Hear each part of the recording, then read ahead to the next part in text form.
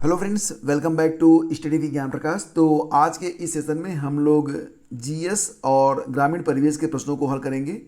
लेखपाल भर्ती के लिए ये जो प्रश्न हैं ये ग्रामीण परिवेश और सामान्य ज्ञान दोनों के अंतर्गत आएंगे और अन्य परीक्षाओं के लिए ये प्रश्न सामान्य ज्ञान के अंतर्गत पूछे जाएंगे।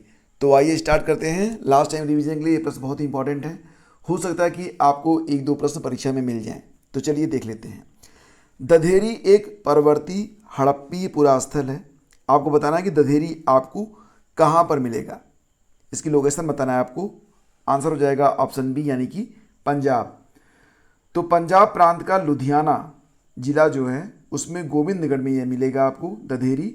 दधेरी स्थल जो है यह चित्रित धूसर मृदुभांड काल से संबंधित है, जो कि आर्यों के आगमन का काल भी बताया जाता है।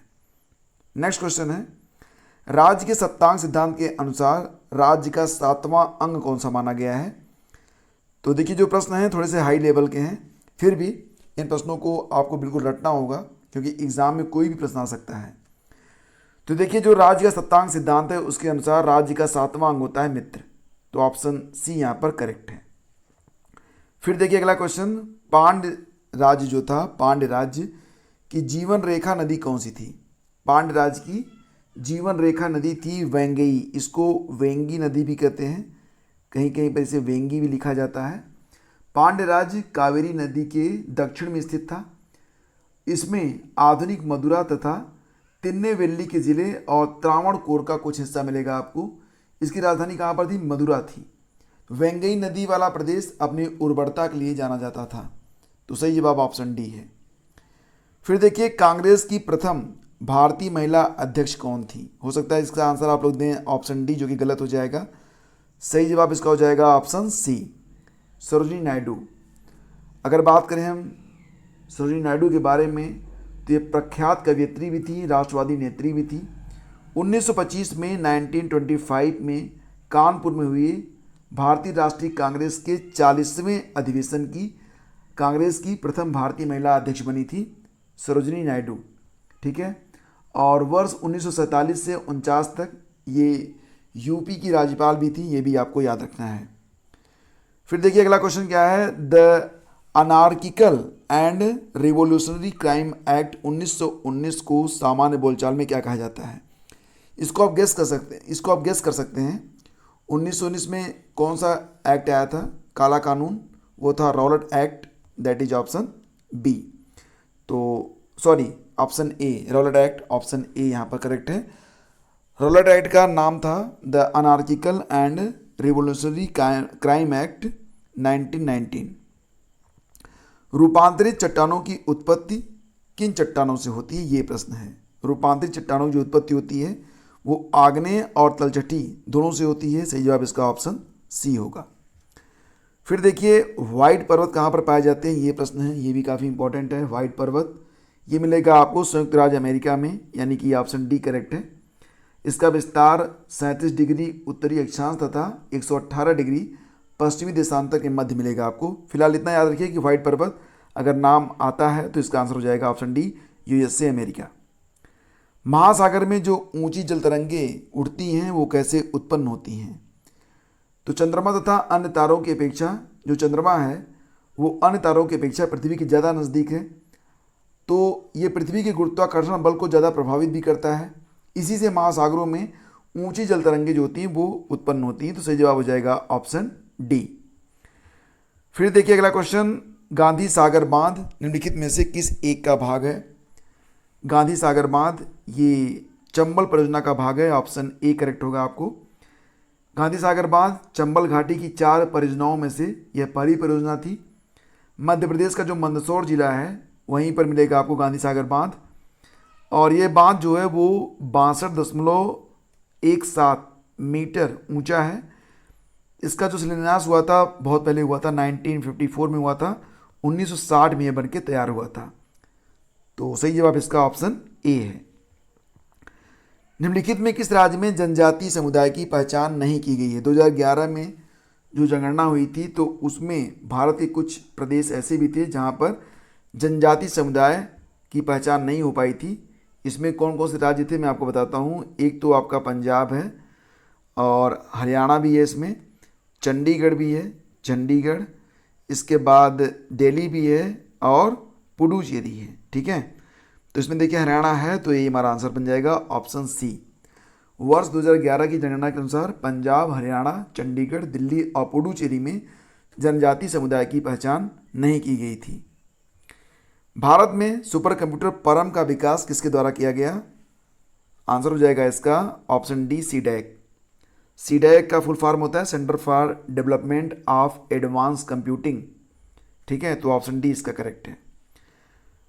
पाली हाउस का प्रयोग किया जाता है किसके लिए? पाली हाउस जो होता है ये पौधों को उगाने के लिए किया जाता है, ऑप्शन ए करेक्ट है। और अगला क्वेश्चन है कि जार्विक 7 क्या है? ये प्रश्न भी काफ़ी इंटरेस्टिंग है। जार्विक 7 क्या है? तो जार्विक 7 है एक कृत्रिम हृदय आर्टिफिशियल हार्ट है ये। इसको बनाया था रॉबर्ट जार्विक ने, तभी इसको जार्विक 7 नाम दिया गया। और ये जो हृदय था, कृत्रिम हृदय, पहली बार डॉक्टर बार्ने क्लार्क नामक रोगी में 1982 में प्रतिस्थापित किया गया था। सूखा सहिष्णुता से संबंधित हार्मोन कौन सा है? सूखा सहिष्णुता से संबंधित हार्मोन होता है एब्सिसिक अम्ल। ये याद रखना काफ़ी इंपॉर्टेंट है। फिर देखिए अगला क्वेश्चन क्या है, टेफ्लॉन का सामान्य नाम बताइए। टेफ्लॉन, तो इसको कहेंगे पॉलीटेट्रा फ्लोरोएथिलीन, यानी कि ऑप्शन ए करेक्ट है। इसको जो है अक्सर PTFE से लिखा जाता है, PTFE, पॉलीटेट्रा फ्लोरोएथिलीन, PTFE। अब देखिए यहाँ पर 1.5 मीटर लंबे व्यक्ति को अपना संपूर्ण प्रतिबिंब देखने के लिए आवश्यक दर्पण की न्यूनतम लंबाई क्या होगी? तो देखो एक फार्मूला होता है कि किसी भी व्यक्ति को अपना संपूर्ण प्रतिबिंब देखने के लिए आवश्यक दर्पण की जो न्यूनतम लंबाई होनी चाहिए वो व्यक्ति की आधी होनी चाहिए। मतलब यहाँ पर कितना होना चाहिए? 0.75 मीटर। तो that is option A correct है। फिर देखिए राजीव गांधी राष्ट्रीय विमानन विश्वविद्यालय उत्तर प्रदेश में कहाँ स्थित है? राजीव गांधी राष्ट्रीय विमानन विश्वविद्यालय मिलेगा आपको कहाँ पर? फुर्सतगंज अमेठी में। और ये बना था कब? 2013 में। ठीक है, अगला क्वेश्चन है चुनारगढ़ में अनूप वेदिका है। जो अनूप वेदिका है वो किससे संबंधित है? चुनारगढ़ में जो अनूप वेदिका है वो संबंधित है भर्तृहरि से, ये याद रखना। चुनारगढ़ पूर्वी उत्तर प्रदेश के मिर्ज़ापुर जिले में मिलेगा आपको। और इस गढ़ के अंदर सोनवा मंडप मिलेगा, 52 खंबा मिलेगा, सौर घड़ी मिलेगी और भर्तृहरि की समाधि भी आपको यहीं पर मिलेगी। फिर अगला क्वेश्चन है कि जलवायु परिवर्तन का कारण मुख्यतया किस वजह से होता है? ग्रीन हाउस गैसें, ओजोन परत का अवक्षय, प्रदूषण। सही जवाब हो जाएगा ऑप्शन डी, ये सभी, यानी कि उपयुक्त सभी। किस देश में दोहरी नागरिकता का सिद्धांत स्वीकार किया गया है? भारत में दोहरी नागरिकता है नहीं, तो पहला विकल्प गलत हो गया। कनाडा में भी नहीं है, ऑस्ट्रेलिया में भी नहीं है, तो कहाँ पर है? संयुक्त राज्य अमेरिका में है, तो ऑप्शन डी करेक्ट है इसका। दोहरी नागरिकता का सिद्धांत संयुक्त राज्य अमेरिका में स्वीकार किया गया है। वहाँ प्रत्येक नागरिक दोहरी नागरिकता प्राप्त करता है, संयुक्त राज्य अमेरिका की और उस राज्य की जहाँ वह निवास करता है। तो ऑप्शन डी यहाँ पर करेक्ट है। दोहरी नागरिकता कहाँ पर होती है? संयुक्त राज्य अमेरिका में। राज्य के नीति निर्देशक सिद्धांतों के निम्नलिखित अनुच्छेदों में से कौन सा अंतर्राष्ट्रीय शांति और सुरक्षा के संवर्धन से संबंधित है? तो राज्य के जो नीति निर्देशक सिद्धांत हैं, तो अनुच्छेदों में कौन सा अंतर्राष्ट्रीय शांति और सुरक्षा के संवर्धन से संबंधित है? देखो मैं आपको बताना चाहूँगा, अनुच्छेद 51 अंतर्राष्ट्रीय शांति और सुरक्षा का संवर्धन। अनुच्छेद 41 क्या है? काम, शिक्षा और लोक सहायता पाने का अधिकार। 43 का क्या है? राज्य द्वारा उद्योगों के प्रबंध में कर्मकारों की भागीदारी सुनिश्चित करना। 48 का क्या है? पर्यावरण का संरक्षण तथा संवर्धन और वन्य जीवों की रक्षा। ये भी काफ़ी इंपॉर्टेंट है, पूछा जा सकता है कि पर्यावरण का संरक्षण, संवर्धन, वन्य जीवों की रक्षा ये किस अनुच्छेद के अंतर्गत होगा? तो अनुच्छेद 48 का के अंतर्गत रट लेना इसको भी। किस वर्ष से विदेशी विनिमय प्रबंधन अधिनियम यानी कि फेमा प्रभावी हुआ था? तो देखो फ्रेंड्स, जो फेमा प्रभावी हुआ था वो हुआ था 1 जून 2000 से। तो सही जवाब इसका हो जाएगा ऑप्शन सी। फेमा विदेशी विनिमय प्रबंधन अधिनियम, फेमा विदेशी विनियमन अधिनियम FERA के स्थान पर 1 जून 2000 से प्रभावी हुआ था। इसका उद्देश्य व्यापार और भुगतानों को सुविधाजनक बनाना तथा देश में विदेशी मुद्रा बाजार के सुव्यवस्थित विकास को बढ़ावा देना है। निम्नलिखित में कौन सा विभाग जुलाई 2021 में वित्त मंत्रालय के अधीन लाया गया है? कौन सा विभाग है जो कि जुलाई 2021 में वित्त मंत्रालय के अधीन आ गया था? ये है लोक उद्यम विभाग। तो देखो, जुलाई 2021 में लोक उद्यम विभाग भारी उद्योग और लोक उद्यम मंत्रालय से अलग कर दिया गया और इसे वित्त मंत्रालय में ले आया गया। इसके बाद जो भारी उद्योग और लोक उद्यम मंत्रालय था, क्योंकि लोक उद्यम निकल गया उसमें से, तो उसको कर दिया गया भारी उद्योग मंत्रालय। ठीक है, लोक उद्यम निकाल दिया गया तो वो बन गया भारी उद्योग मंत्रालय, केवल भारी उद्योग मंत्रालय। फिर देखिए, माउंट सेमेरू ज्वालामुखी जिसमें हाल ही में विस्फोट हुआ था, वह कहाँ पर मिलेगा आपको? तो इंडोनेशिया में। ऑप्शन सी करेक्ट है।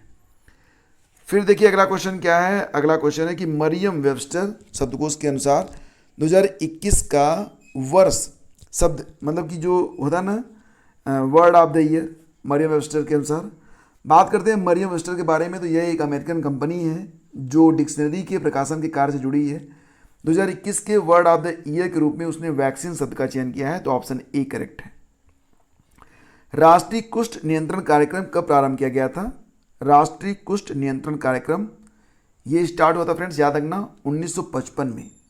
राष्ट्रीय कुष्ठ नियंत्रण कार्यक्रम, इसको पहले कहा जाता था नियंत्रण कार्यक्रम, बात हो रही है यहाँ पर, अगर उन्मूलन होता तब इसका 1983 हो जाता। तो NCLP यानी कि राष्ट्रीय कुष्ठ नियंत्रण कार्यक्रम ये 1955 में स्टार्ट किया गया था। फिर 1983 में NLEP मतलब राष्ट्रीय कुष्ठ उन्मूलन कार्यक्रम चलाया गया इसके स्थान पर। तो अगर उन्मूलन की बात होगी तब इसका जो सन होगा वो 1983 हो जाएगा। और आपको ये भी बता दें कि इस कार्यक्रम को विश्व बैंक की सहायता से 93-94 में देश के समस्त जिलों में विस्तारित किया गया है। और अगला क्वेश्चन होगा कि 25 दिसंबर 2000 को प्रधानमंत्री ग्राम सड़क योजना स्टार्ट की गई थी। बताना है कि प्रधानमंत्री ग्राम सड़क योजना का उद्देश्य क्या है? तो इसका उद्देश्य है दूर दराज के क्षेत्रों को 12मासी सड़क के माध्यम से मुख्य सड़क से जोड़ना। निम्नलिखित में कब तक प्रधानमंत्री आवास योजना के सभी के लिए आवास का लक्ष्य है? देखो, यहाँ पर प्रधानमंत्री आवास योजना के बारे में आवास का लक्ष्य जो रखा गया था वो है 2022 तक, ऑप्शन ए करेक्ट है।